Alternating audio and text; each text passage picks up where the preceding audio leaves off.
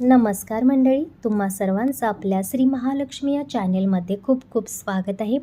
तर आता महाशिवरात्री येत आहे आणि या दिवशी तुम्हाला भगवान भोलेनाथांची पूजा करायची असते. हे आपल्या सर्वांनाच माहीत आहे आणि आपण पिढ्यानपिढ्या ही पूजा महाशिवरात्रीला भगवान भोलेनाथांची करत असतो. पण फक्त पूजेने सर्व काही होणार आहे का? तर या दिवशी असे काही खास उपाय शास्त्रामध्ये सांगितलेले आहेत. ते तुम्हाला करायचे आहेत आणि ते फक्त याच दिवशी केल्याने तुमचं अख्खं जीवन बदलत असतं. तुमच्या ज्या काही समस्या आहेत किंवा कितीही मोठ्यातली मोठी तुमची समस्या असू द्या, ती पार पडत असते जेव्हा तुम्ही या दिवशी हे उपाय करत असतात. जे भगवान भोलेनाथांना प्रिय असे उपाय आहेत ते आज मी तुम्हाला सांगणार आहे. तर या दिवशी आपण सर्वजण भोलेनाथांना अभिषेक करत असतो, आपण पूजापाठ करत असतो, आपण भगवान भोलेनाथांचे सारे मंत्र बोलत असतो. ते तर खरी पद्धत आहेच, पण अजून काही असे उपाय आहेत जे तुम्हाला या दिवशी करायचेच आहेत. आणि ते उपाय हे फक्त तुमच्या अडीअडचणी पार करण्यासाठी असतात किंवा तुमच्या अडीअडचणी सोडवण्यासाठी असतात. हे उपाय करून आपण भोलेनाथांना प्रसन्न तर करतो, त्यामुळे आपलं जीवन सुखी होतं. त्याचबरोबर तुमची काही मनोकामना असेल किंवा तुमची काही इच्छा असेल जी तुम्हाला भगवान भोलेनाथांच्याकडून पूर्ण करून घ्यायची असेल, तर तुम्हाला हा उपाय मी पुढे सांगते ते करायचेच आहेत. आणि ते महाशिवरात्रीच्या रात्री तुम्हाला करायचे आहेत. तुम्ही महाशिवरात्रीला साधीसुधी रात्र समजू नका. ही खूप महान अशी रात्र आहे. त्या नावातच सगळं काही दडलेलं आहे. महाशिवरात्रीच्या दिवशी भगवान भोलेनाथ हे तांडव करत असतात. ते तांडव स्वरूपात असतात. या दिवशी तुम्ही जी काही मनोकामना त्यांच्याकडे मागत असता किंवा त्यांच्यासाठी जी काही पूजापाठ करत असता, त्यामुळे ते प्रसन्न होत असतात आणि ती पूजा त्यांच्यापर्यंत पोहोचत असते. महाशिवरात्रीच्या रात्री एक वातावरणामध्ये वेगळीच जादू किंवा आपण एक वेगळीच सकारात्मकता पसरलेली असते. महाशिवरात्रीच्या रात्री जर तुम्ही तुमच्या घरामध्ये सुद्धा महाशिवरात्रीची पूजा केली, भगवान भोलेनाथांना अभिषेक केला, तर तुमच्या घरामध्ये सुद्धा ज्या काही वाईट शक्ती असतील ना, त्या पळून जात असतात.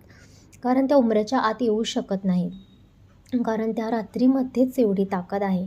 त्यामुळे तुम्ही ही महाशिवरात्रीची रात्र आहे ती तुमच्या हातातून जाता कामा नये. या दिवशी तुम्हाला जर काही कारणास्तव करायला जमत नसेल, तुमच्या अडचण असेल, तर तुम्ही तुमच्या घरातल्या कोणाकडून ही पूजा करून घ्यायला हवी.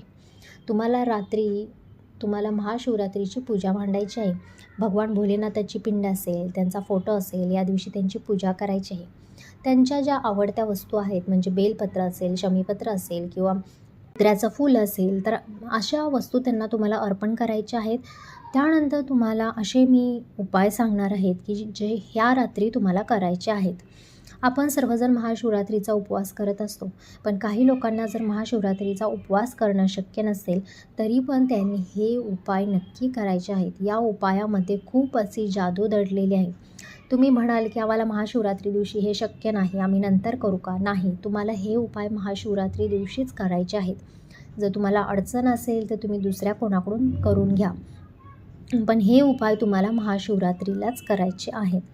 तर महाशिवरात्री हा दिवसच खूप महत्त्वाचा असल्यामुळे या दिवशी जी काही ऊर्जा निर्माण होत असते, त्या ऊर्जेचा प्रभाव आपण केलेल्या त्या प्रयोगावरती होत असतो आणि त्यामुळे आपलं जीवन हे व्यवस्थित चालायला लागतं किंवा आपल्या जीवनातील जे काही पत्रिकेमधील दोष आहेत ते जात असतात. आपल्याला या दिवशी महाशिवरात्रीच्या दिवशी तुम्हाला आदल्या दिवशी एक रुद्राक्ष घरी आणायचं आहे. त्या रुद्राक्षाची तुम्हाला महाशिवरात्रीच्या रात्री भगवान भोलेनाथांच्या पिंडीवरती ठेवून तुम्हाला अभिषेक करायचा आहे. 108 वेळा अभिषेक करायचा आहे. ओम नमः शिवाय या मंत्राचा जप तुम्हाला करत करत तुम्हाला अभिषेक घालायचा आहे. आणि हा जो काही रुद्राक्ष असेल तो लाल धाग्यामध्ये तुम्हाला बांधून तुमच्या घरातील जी काही कोणती व्यक्ती असेल जिची मनोकामना तुम्हाला पूर्ण करायची असेल, नवऱ्याच्या गळ्यात घाला. तुम्हाला बिझनेस किंवा धंद्यामध्ये, नोकरीमध्ये जर यश प्राप्त व्हायचं असेल ते करा. तुमच्या घरात महिला कामावरती जातात, त्यांच्या व्यवसायामध्ये किंवा त्यांना काही आजारपण असेल, काही असेल, त्यांच्या गळ्यात घाला किंवा मुलांच्या गळ्यात तुम्ही अभ्यासाच्या प्रगतीसाठी वगैरे घालू शकता. जर तुम्हाला एक साथ घरामध्ये सर्वांना घालायचं आहे तर तुम्ही 2-3 रुद्राक्ष आणून ठेवा, पण एकदम 2-3 तुम्हाला पिंडीवरती ठेवायचं नाही. एक अभिषेकला तुम्हाला 108 वेळा अभिषेक घालायचा आहे.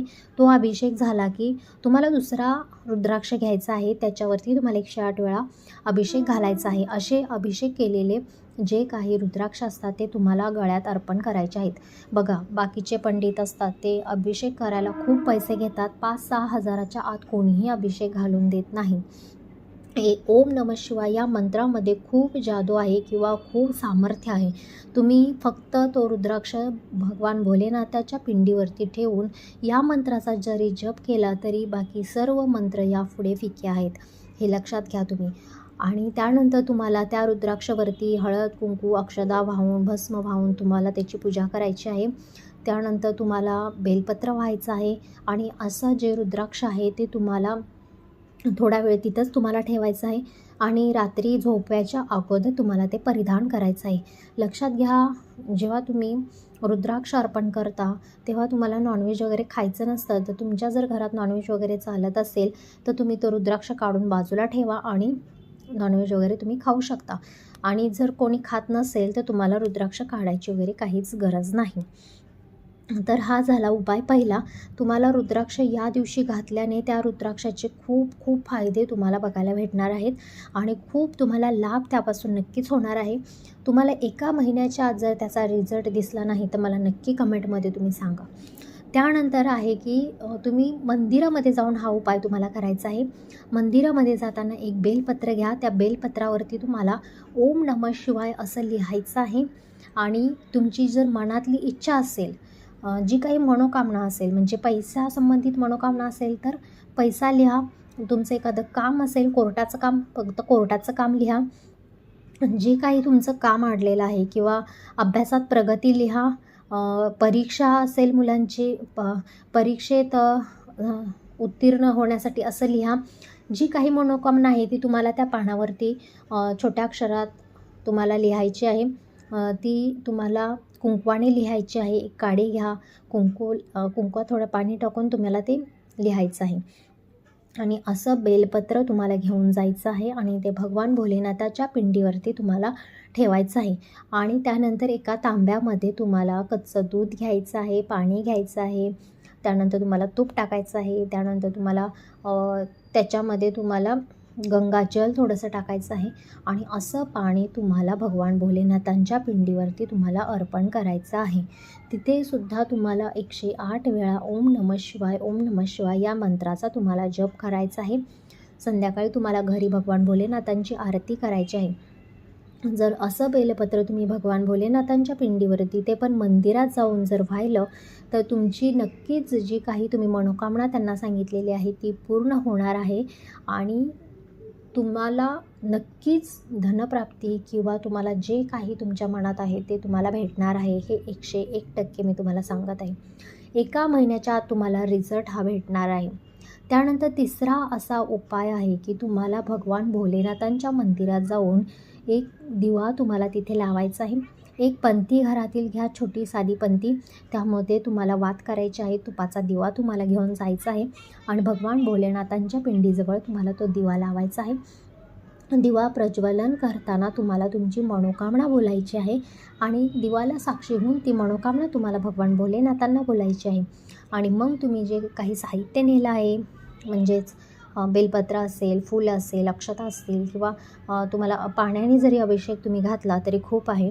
आणि तुम्हाला असाच दिवा जर भगवान भोलेनाथांना तुम्ही तिथं नेऊन लावला तर तुमची जी काही मनोकामना आहे ती नक्कीच पूर्ण होणार आहे आणि भगवान भोलेनाथ तुमची मनोकामना ही नक्कीच पूर्ण करणार आहेत. तर असे उपाय माझ्याकडे खूप आहेत. या व्हिडिओमध्ये मी फक्त 3च उपाय सांगत आहेत. नेक्स्ट व्हिडिओमध्ये मी अजून तुम्हाला उपाय सांगणार आहे. तर आजच्या दिवसापुरतं एवढीच माहिती. धन्यवाद.